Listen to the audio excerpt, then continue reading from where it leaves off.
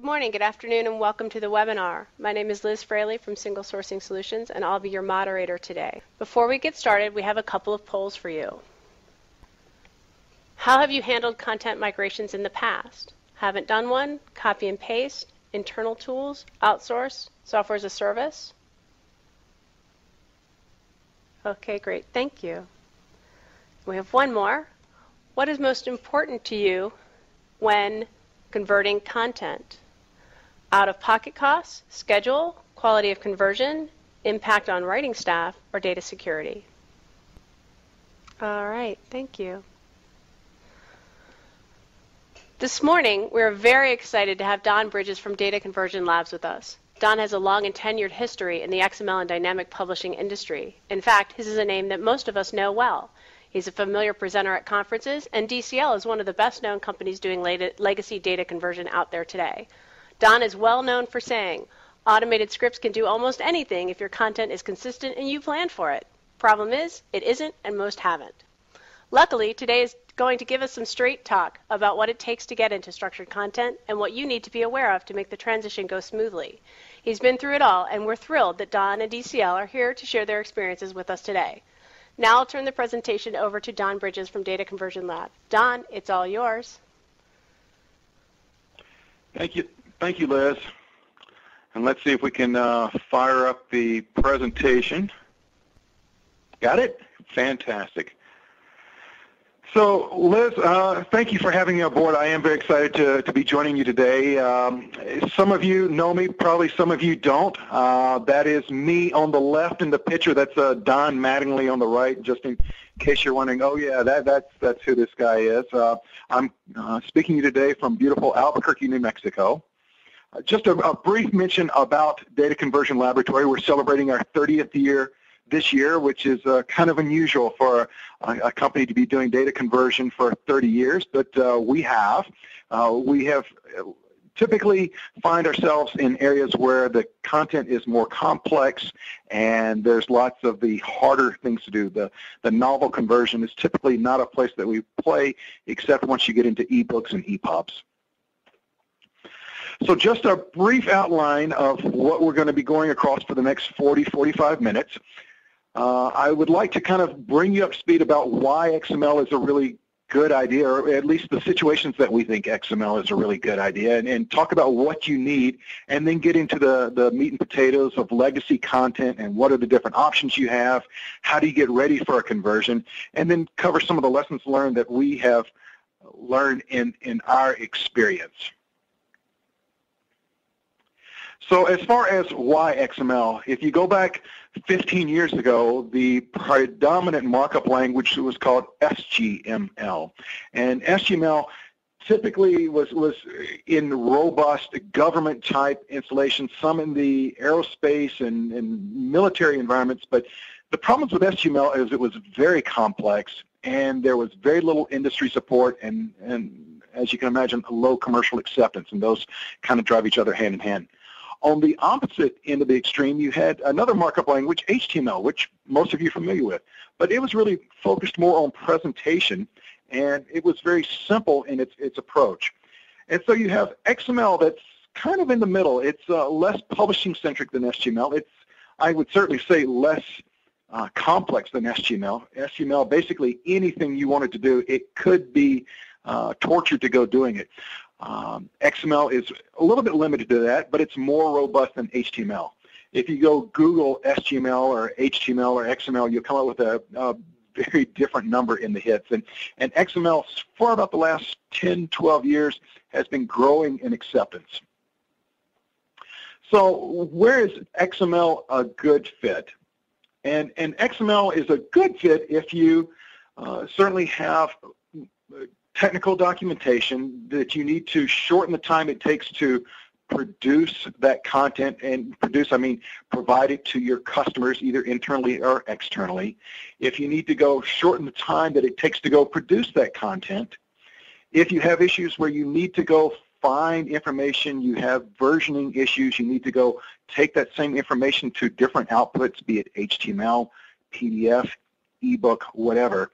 And then sometimes we find people that have a print-on-demand requirement where they want to go generate the latest version and have always up-to-date content.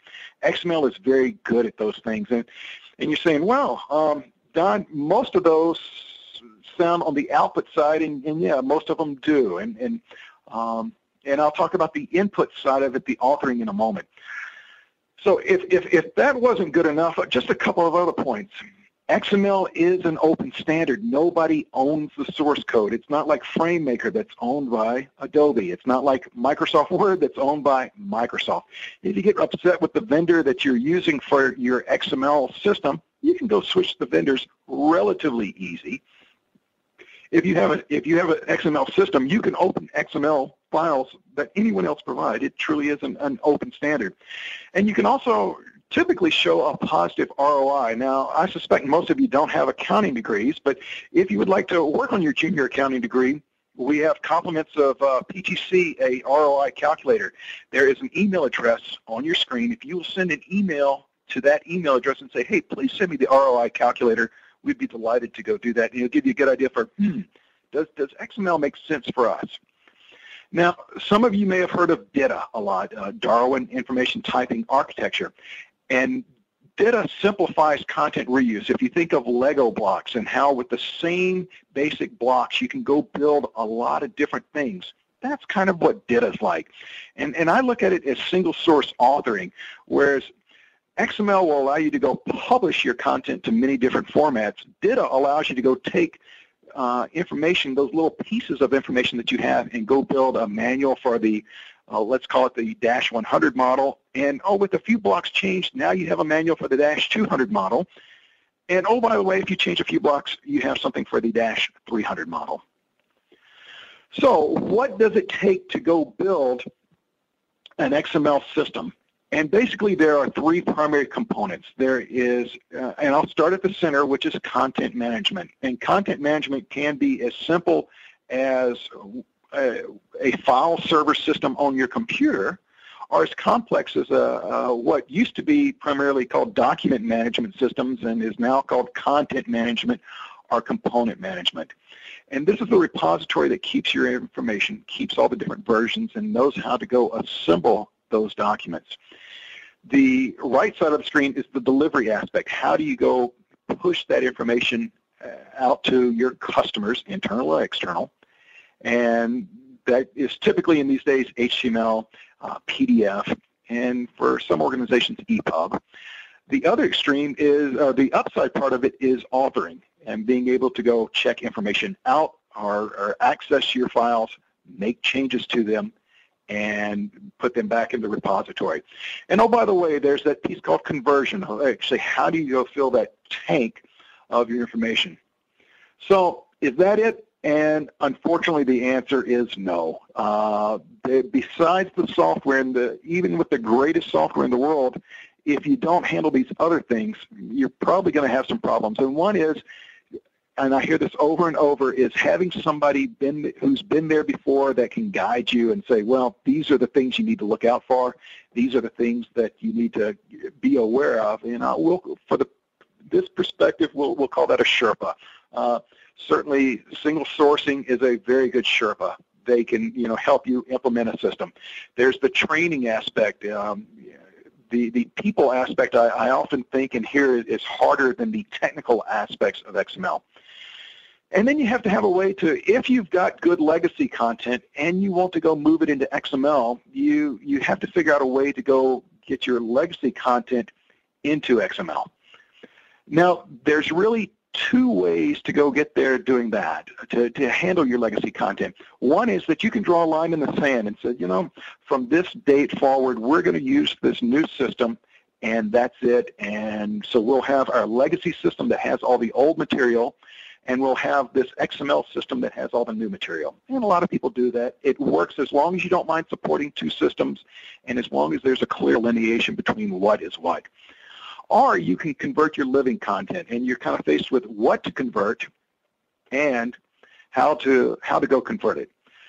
So this is going to sound really strange, maybe coming from somebody who makes their living selling data conversion, but fundamentally you need to ask yourself, do you really need your legacy content? Is there value in it? And for most people, the answer is yes. But you have to realize that very few writers think that, this content is going to be converted someday, and I need to go set it up in a way that it will convert in a straightforward manner. That just doesn't happen. Humans are, by their very nature, creative, and writers are certainly no exception to that, and they do interesting, creative things, and I'll get to that in a moment. Yeah, and also, like you said, well, why don't we just re-author it and author it from scratch? And while that certainly has some advantages, and you'll have really great content written to the latest standard, and if your old legacy content is garbage, A, I kind of wonder how you're in business, but B, it's a tremendous cost to go author anew, and it takes a lot more time. So back to that question of what to convert. And really you have three options. You can certainly convert nothing. And, oh, by the way, that you have no conversion costs, but you're going to, as you go along the time axis, your costs are going to be gradually built up as you start building that repository. And it's going to continue up until your repository is completely filled with your active authoring content. You can take the second approach and say, I'm going to go convert everything just to be sure that it's in the right format and it's the way I want it, and you can convert everything. I tend to believe that's a bad idea unless everything you have is really great content. But, information from 30 years ago for a machine that are information that is essentially obsolete, that rarely or never gets updated, I don't know if that's your best idea. And, oh, by the way, it will reduce the ROI, or return on investment, because there is a cost to go convert information. And then option three is saying, well, okay, let me go convert frequently used, high-value documents. So I kind of take the attitude and would coach people to say, convert with intelligence. Convert documents that are most often used. Convert documents that are favorites, be the internal favorite maybe by your service engineers or externally by your customers. Convert documents with the longest product life, that are going to be out there for the longest time. Convert documents that get updated the most, because that's where you'll see the savings in XML. And when in doubt, maybe a good approach is to start in the present and work backwards. Now, compliments of Joe Gollner. Joe came up with the concept of different groups of people, and I thought this was kind of clever, and Paul Vanderveen contributed the third bullet. But you have some people that say, I don't think there's any way that with automation we can go convert content, and Joe called these people skeptics. And then there's another group of people that says, there must be that magic button out there, that magic software. And, oh, by the way, if you come up with that magic software, please give us a call at DCL. We'd love to purchase the rights to it. But unfortunately, there is no magic button. But there's some people who believe that's there, and those people are dreamers. And then there's the cheap labor dreamers who think that, without a lot of my involvement, I can go send this offshore and at a very cheap cost, go get my data converted, and it's all going to be right. And, that's just not reality either. So, but reality is you do have some very good options for converting your content. You can certainly go rewrite your content. You can copy and paste. There are people that have done in-house conversions, and there's software as a service, and then there's outsourcing of content. So maybe we can just for a moment touch on each of these options and kind of spell out, here's what you need to think of. Rewriting is certainly a very good option if your legacy content is garbage and it's just written very poorly. Maybe you want to go incorporate minimalism. Those of you that have heard Joanne Hackos speak, Joanne Hackos is a huge proponent of minimalism, cooking it down to the most essential elements. Certainly most of us have